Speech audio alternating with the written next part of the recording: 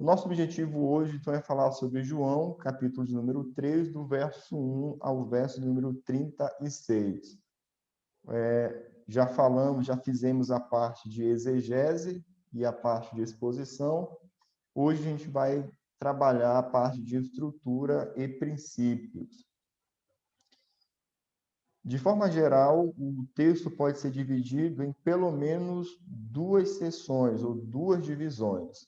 Eu vou fazer a leitura do texto e aí, em seguida, a gente vai tentar pontuar aqui algumas questões.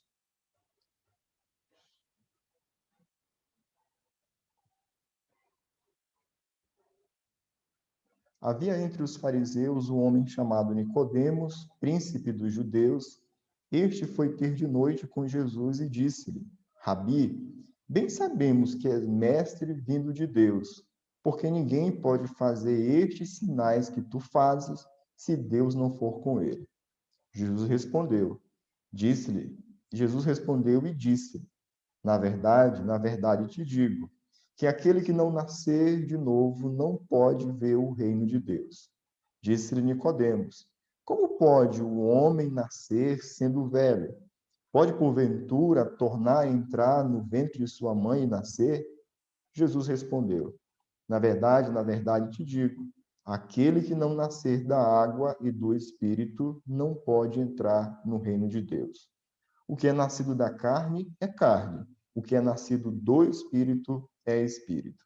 Não te maravilhes de ter dito, necessário vos é nascer de novo.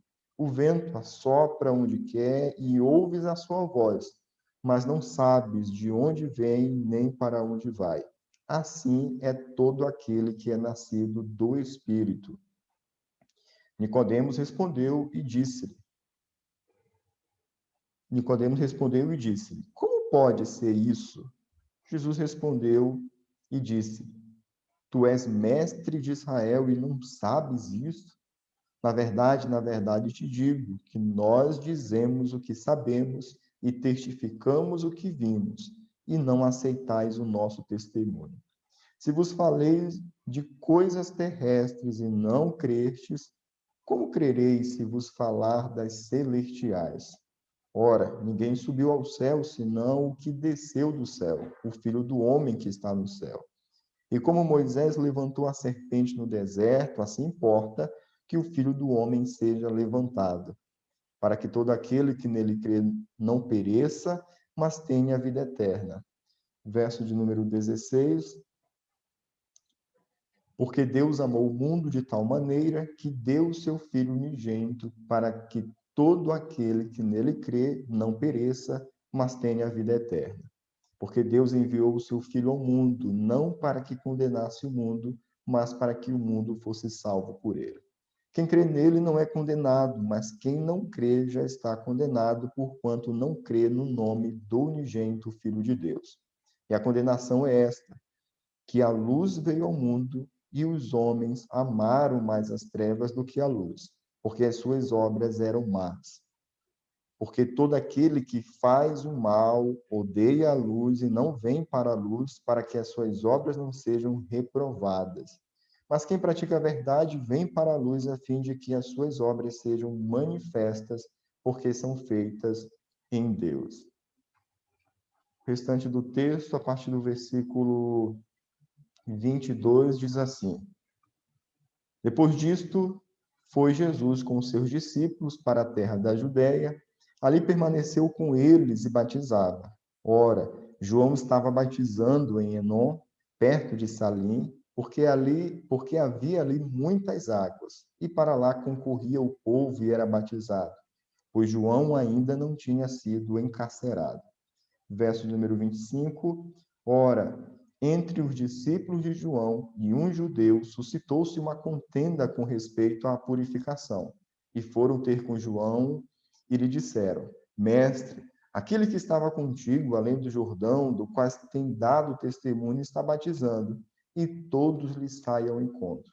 Respondeu João: O homem não pode receber coisa alguma se do céu não lhe for dada.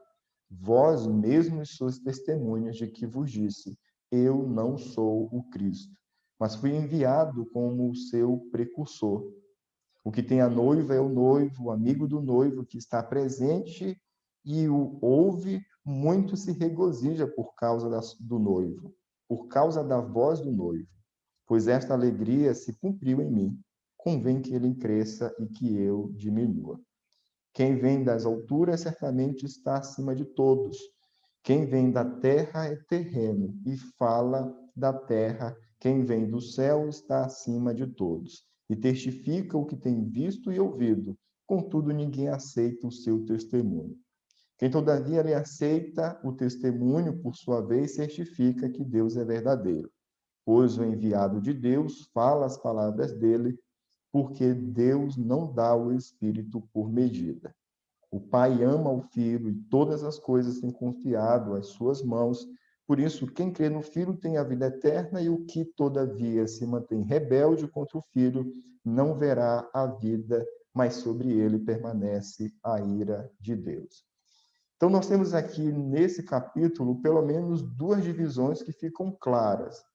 A primeira divisão, ela vai do versículo 1 até o versículo de número 21, e a segunda divisão, ela vai do versículo 22 até o versículo de número 36. A primeira divisão aqui é o diálogo entre Jesus e Nicodemos, e a segunda falando acerca do testemunho de João. Essas duas divisões, elas seguem um padrão onde do versículo 1 até o versículo de número 15, nós temos uma fala de Cristo, e a partir do versículo 16 até o final da primeira estrutura, nós temos uma espécie de explicação para o diálogo entre Jesus e Nicodemos. A segunda estrutura segue o mesmo padrão. A partir do verso 31 até o verso número 36, nós vamos ter também uma espécie de explicação agora por parte de João diante do assunto que foi levantado. Então, essa é a estrutura macro, essa é a divisão macro, do verso 1 ao verso número 21 e do verso 22 ao número 36, sendo que a primeira estrutura também tem uma explicação e a segunda também tem uma explicação estendida. Diante dessa possibilidade de divisão do texto, nós podemos subdividir essas duas estruturas em estruturas menores. Qual é uma possibilidade que nós temos aqui? Ao longo dessa divisão, elaborar essa divisão por meio de perguntas, que é o que vai conduzindo esse discurso ou esse diálogo entre Jesus e Nicodemos e, consequentemente, também entre entre João e os seus discípulos. Mas deixa eu apresentar para vocês uma proposta de visão para a gente passar para a parte de princípios. Do verso 1 ao verso de número 3, o tema que está sendo abordado aqui está sendo destacado no verso de número 3, na parte B. Aquele que não nascer de novo não pode ver o reino de Deus. Essa é a parte central desse primeiro momento da conversa entre Jesus e Nicodemos. O que Jesus está dizendo é que o Novo Testamento ele é essencial para a entrada no reino de Deus. Primeira verdade estabelecida nesse primeiro momento do diálogo. Segunda verdade estabelecida, o novo nascimento é obra do Espírito. Você pode observar aqui em destaque a palavra como. Esse é o tema central que vai ser desenvolvido nesse capítulo. Como é que se dá essa entrada? Isso vai ser repetido no verso número 19, no questionamento novamente de Nicodemos, e o verso de número 14 também vai trazer essa ideia de como, agora mais apontando para uma comparação ou mais apontando para a resposta em si do que para uma pergunta. Mas essa é a palavra-chave ou esse é o ponto-chave que o capítulo vai desenvolver. Como é que se dá a entrada nesse reino de Deus? E aí o verso 4 ao 8 vai dizer que isso se dá somente por meio do Espírito. Você vai observando que ele vai usar aqui essa palavra-chave, nascer de novo, espírito, espírito do homem, apontando aqui para a obra do novo nascimento, que acontece única e exclusivamente por meio do novo nascimento. O terceiro bloco de conversa, ou a próxima etapa dessa conversa, vai do verso 9 ao verso 15. E aqui o ponto central é que o novo nascimento só é possível através do Filho de Deus. E o versículo principal está no verso de número 14, quando ele vai dizer: como Moisés levantou a serpente no deserto, assim importa que o homem seja levantado. Então, aqui ele vai criar um paralelo entre a serpente no deserto que foi levantada e o filho do homem que será também levantado. E no verso número 15, ele começa apresentando o propósito. Qual é o propósito? Para que todo aquele que nele crê não pereça, mas tenha a vida eterna. Então, aqui está o ponto central dessa última etapa desse diálogo até o versículo de número 15. O ponto central, Jesus agora está respondendo à pergunta de Nicodemos. A questão central que ele colocou aqui foi como. Jesus explicou que isso se dará por meio da obra do Espírito Santo e agora ele está mostrando que isso se dará única e exclusivamente através do Filho. A última parte desse diálogo começa aqui com uma justificativa. Então, por que com uma explicação? Nós temos isso tanto no verso número 16, quanto também no verso número 17. E aí eu coloquei aqui o nome de explicação, pelo fato de começar com esse porquê, tanto no 16 quanto no 17. A necessidade de fé e a razão para a rejeição. Basicamente, são esses dois temas que serão tratados aqui nesse último bloco. Por que a fé no Filho de Deus é necessária? Esse é o assunto que vem sendo tratado aqui. Já que a salvação ela é única e exclusivamente por meio do Filho, a próxima pergunta que vem é essa: por que essa fé nele é necessária? E aí ele vai mostrar que isso é necessário porque Deus amou o mundo e enviou o seu Filho justamente com esse propósito de salvar o mundo. Do verso 19 até o verso número 21, o tema central aqui é a questão da condenação e a questão da posição em Deus. Então, para tentar expressar isso, eu elaborei a pergunta: como saber se estamos condenados ou se participamos do reino de Deus? E aí ele vai mostrar essas duas características, trazendo o entendimento que até então Nicodemos não tinha, de que o fato de que a nossa posição no reino de Deus não é determinada pelas nossas ações necessariamente, mas sim pelo local ou pela posição em que nós estamos em Cristo, em relação a Cristo. O segundo bloco vai do testemunho de João, nós já vimos isso aqui a partir do versículo de número 22. Então, essa aqui é a segunda estrutura macro, a partir do 22 até o de número 36. Qual é o conteúdo desse testemunho de João? Basicamente, o que ele vai dizer é que Jesus ele é maior e João se coloca como um ministro, como alguém que veio a serviço do próprio Cristo. E ele vai estabelecer essa verdade de que o ministro não é maior do que o seu Senhor. No verso de número 30, ele coloca essa verdade, expressando aqui, dizendo o seguinte: convém que ele cresça e que eu diminua. Então, eu coloquei esse título baseado nessa última declaração: convém que o Senhor cresça e que o ministro diminua. Aqui é o ponto central dessa conversa entre João e os seus discípulos, porque os discípulos estavam enciumados pelo fato de João ou de Jesus estar batizando mais do que o próprio João. Parte final, verso de número 31 ao verso de número 36, a parte central está no verso número 36, quando fala acerca de vida e fala acerca também de ira, ou seja, de rejeição.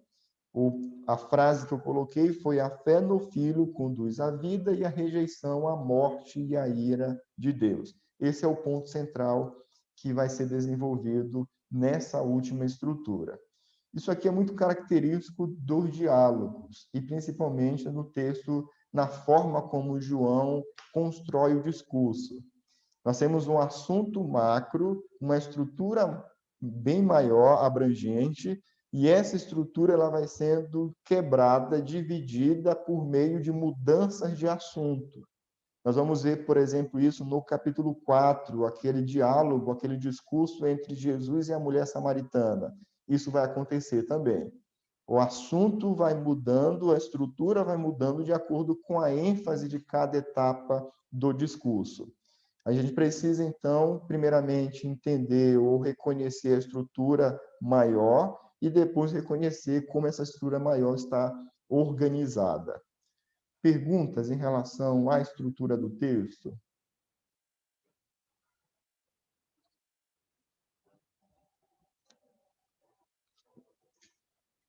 Dúvidas?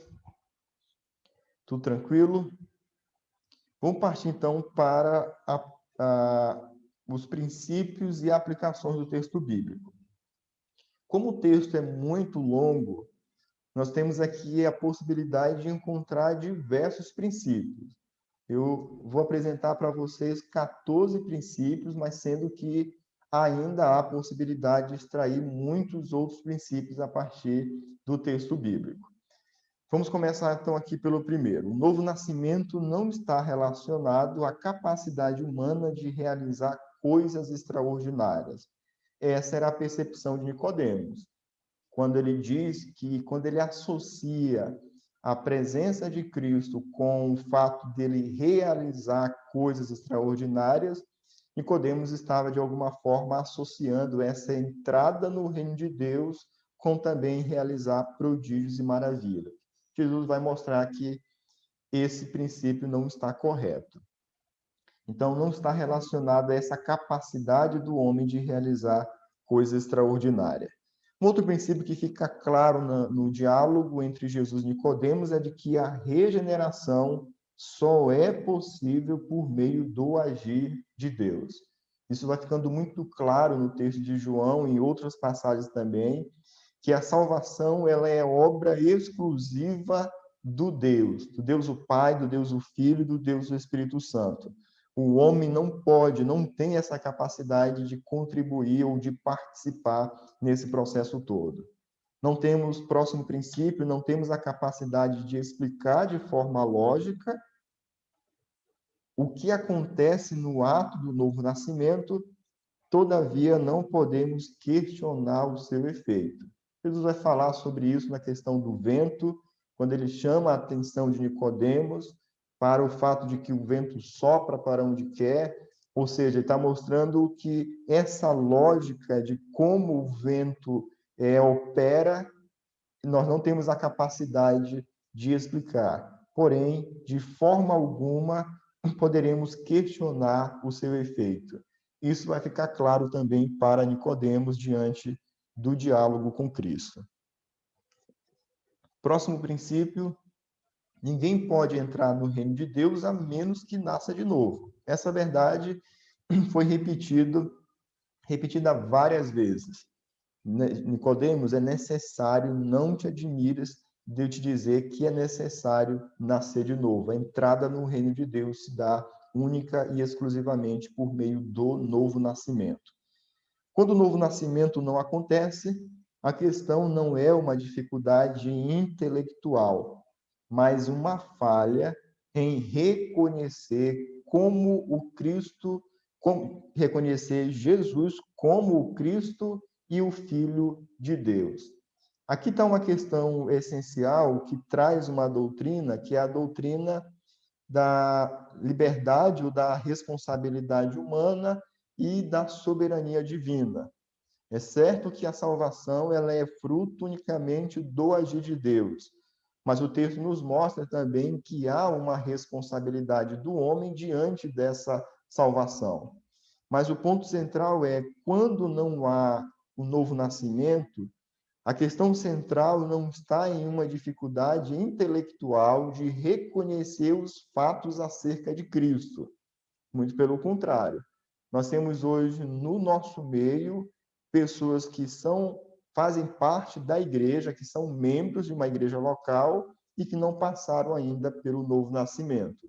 Em outras palavras, essas pessoas têm conhecimento, porém, infelizmente, ainda não reconheceram verdadeiramente quem é Jesus Cristo ou não reconheceram Jesus como Cristo e como Filho de Deus. Essa não é uma questão meramente intelectual, mas uma questão de fé. Isso fica muito claro na percepção de Nicodemos acerca de Cristo. Nicodemos conhecia os fatos acerca de Cristo, mas de fato ele não havia passado por esse novo nascimento porque não tinha reconhecido Jesus como Cristo, como Filho de Deus. O novo nascimento não é uma decisão humana, mas divina, não é o que podemos fazer por Deus, mas o que Deus tem feito por nós.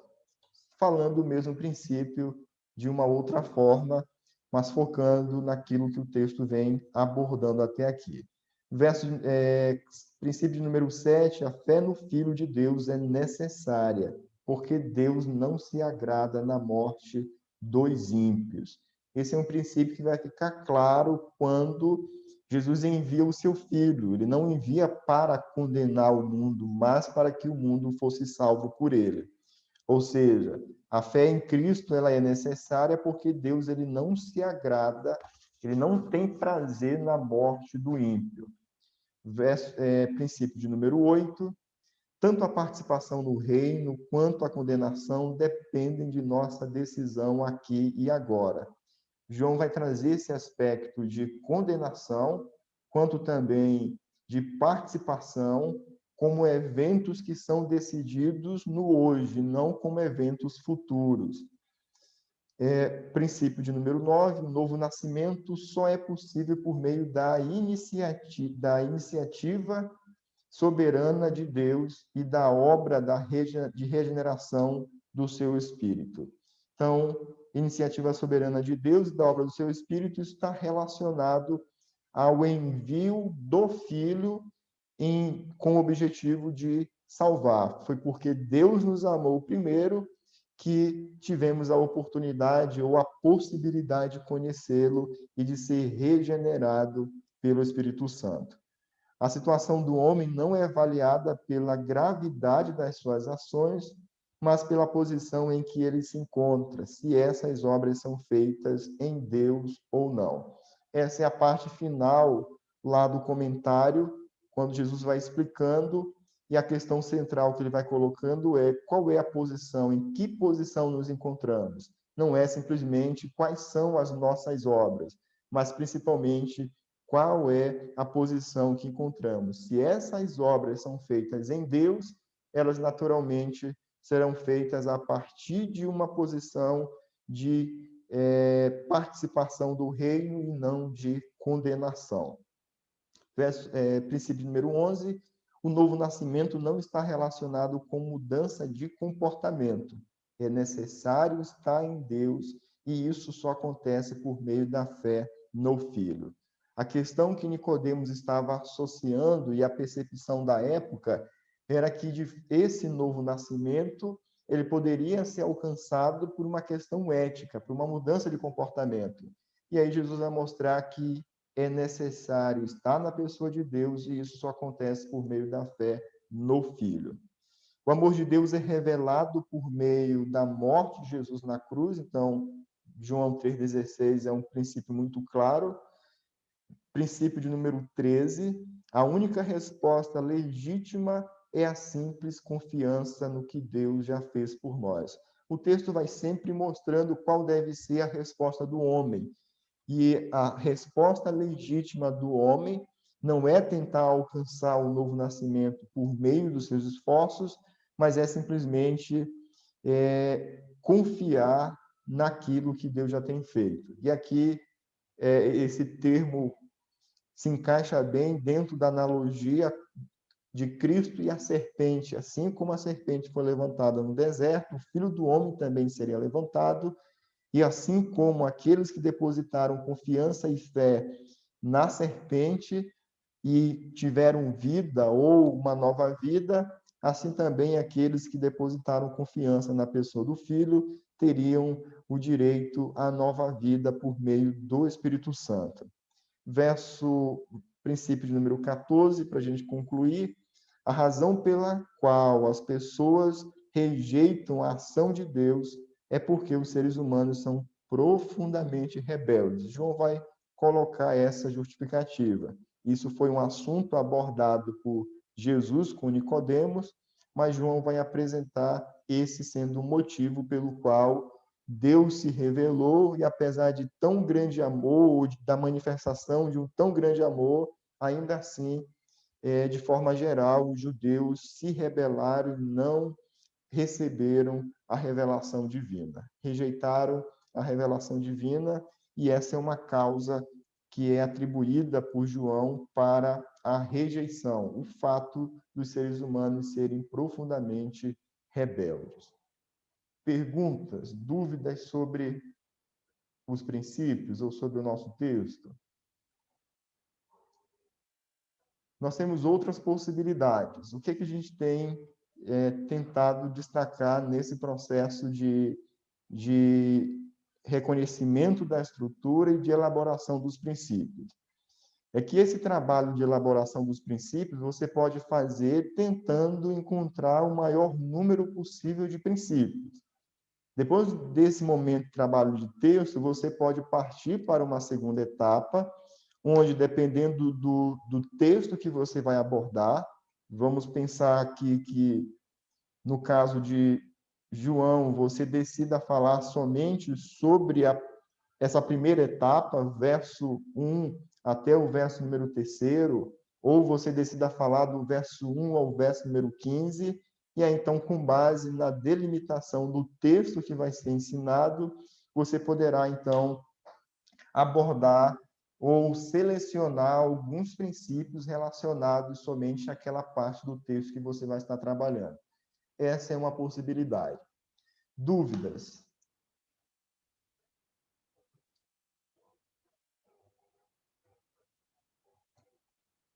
Ok, então deixa eu trazer uma aplicação para a gente poder concluir, e aí só daqui a pouquinho eu falo sobre a atividade, sobre a dificuldade que alguns tiveram para enviar a estrutura do texto.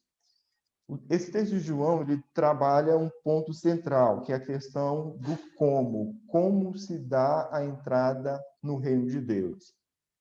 Essa verdade, ela serve para as nossas vidas, principalmente como líderes, como pessoas que estão se preparando para o ministério. É uma verdade que nós temos uma tendência de esquecer. Há uma grande dificuldade na nossa forma de desenvolver o ministério, é porque nós geralmente associamos desempenho com aceitação. Nós relacionamos o ministério bem-sucedido ou o sucesso do nosso ministério com aceitação. Por quê? Porque é essa forma como o mundo estabelece. É essa forma como o empregado, o funcionário nos nossos dias, é bem recebido, é valorizado ou não.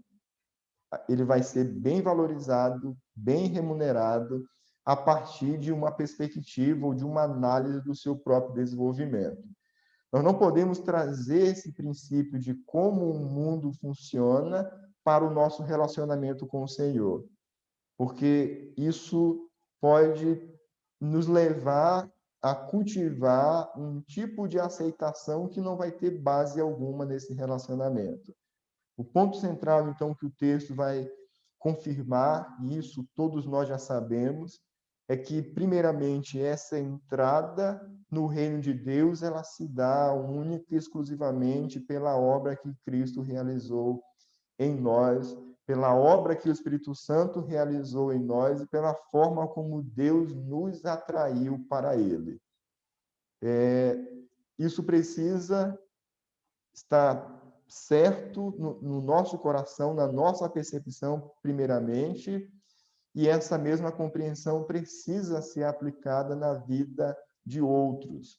Ou seja, essa mesma verdade precisa ser explicada e aplicada na vida daqueles que Deus nos deu a oportunidade de ministrar o coração deles. Vocês estão, nessa semana, refletindo sobre a questão do aconselhamento bíblico. E esse é um tema que geralmente nós encontramos no aconselhamento bíblico. Geralmente nós encontramos pessoas procurando aconselhamento bíblico e que estão tentando fazer o inverso ou fazer aquilo que Nicodemos estava fazendo, entrar no reino de Deus, se beneficiar dessa obra de regeneração por meio do próprio esforço. Então, nós temos pessoas que querem alcançar a transformação de vida, querem ter um relacionamento com Deus, mas que ainda não desfrutaram desse novo nascimento. E aqui está um ponto essencial para que esse aconselhamento ele seja bem sucedido ou não. O ponto essencial está primeiramente em identificarmos se essa pessoa, esse irmão dessa igreja, se de fato ele já passou pelo novo nascimento ou não. Porque o que acontece é que se nós estivermos aconselhando um incrédulo, a nossa tentativa de levar o incrédulo a uma postura adequada, a uma vida que glorifica a Deus, será sempre uma tentativa já fracassada. Por quê? Porque todo o comportamento que ele produzir, a semelhança de Nicodemos, por mais que seja um comportamento aceitável, louvável, mas vai ser um comportamento fruto de uma mudança de comportamento, de atitude, simplesmente algo externo e não fruto da ação do Espírito Santo e não fruto da regeneração na sua vida. Então, esse é o primeiro passo. Isso aqui é algo significante porque, em alguns momentos, nós acompanhamos pessoas que estão procurando aconselhamento bíblico em uma área completamente diferente. A pessoa está procurando aconselhamento bíblico porque está tendo conflitos no lar, porque deseja se separar, porque não consegue mais permanecer casado. Mas essa pessoa, se o problema for tratado em si, se o conselheiro focar inicialmente na resolução do conflito, e se ele não parar para identificar, para ver se há evidências de salvação na vida dessa pessoa, ele vai tentar trabalhar o relacionamento, vai tentar restaurar o casamento, porém isso, por mais que haja uma mudança, essa mudança ela será uma mudança breve, passageira e, acima de tudo, mesmo que a mudança permaneça, que é muito improvável que isso aconteça, mas mesmo que isso aconteça, ainda assim não será uma mudança que glorifique a Deus. Por quê? Porque o principal problema daquela pessoa foi uma questão de coração, de conversão, de regeneração, e o conselheiro está tratando uma área que é uma consequência de um coração que nunca teve um encontro pessoal com Cristo.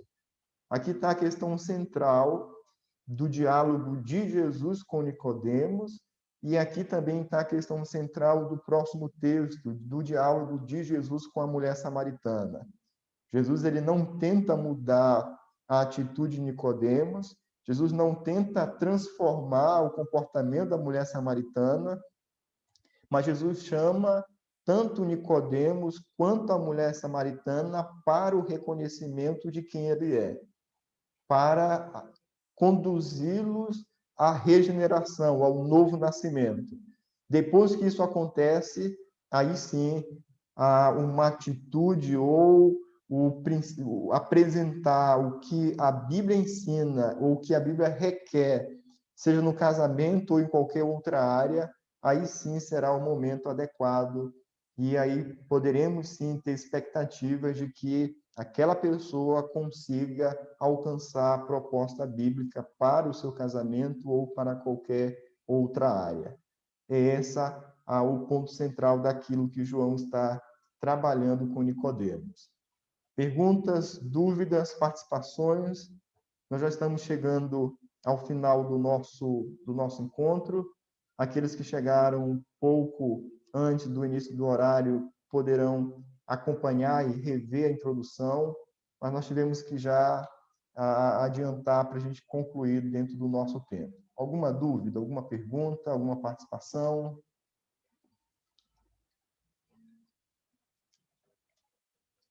Ok, os que entraram em contato apresentando ou compartilhando da dificuldade, alguns alunos tiveram dificuldade para enviar as atividades. Houve uma confusão aí de data da minha parte, eu acabei não atualizando a plataforma, e aí a plataforma não estava apta para receber o trabalho na data de ontem. Então, quem teve dificuldade, você poderá enviar até hoje, até o final do dia, e, na verdade, está configurado para até amanhã. Então, nós estamos tendo uma dificuldade na plataforma com questão de fuso horário. Eu tenho configurado para o determinado horário e depois, antes daquele horário, a plataforma não está recebendo. Então, eu estou colocando um dia a mais para não ter problema, ou seja, ela está configurado até amanhã, mas para vocês vai estar valendo até hoje, porque caso aconteça alguma dificuldade nessa questão de fuso horário, vocês não serão prejudicados. Então, quem não conseguiu enviar ao longo da semana, que já tem toda a estrutura elaborada, você poderá enviar até no final do dia de hoje, sem complicação nenhuma. Alguma dúvida? Que Deus abençoe, que abençoe também esse momento de conferência, de reflexão. Aproveitem ao máximo. Acaba sendo também um pouco cansativo, mas, acima de tudo, é uma grande oportunidade para pensar, para absorver o conhecimento, para ser edificado por meio da palavra do Senhor e pela vida desses homens que estão, nesse momento, servindo os irmãos por meio do ensino. Que Deus abençoe. Uma boa semana a todos.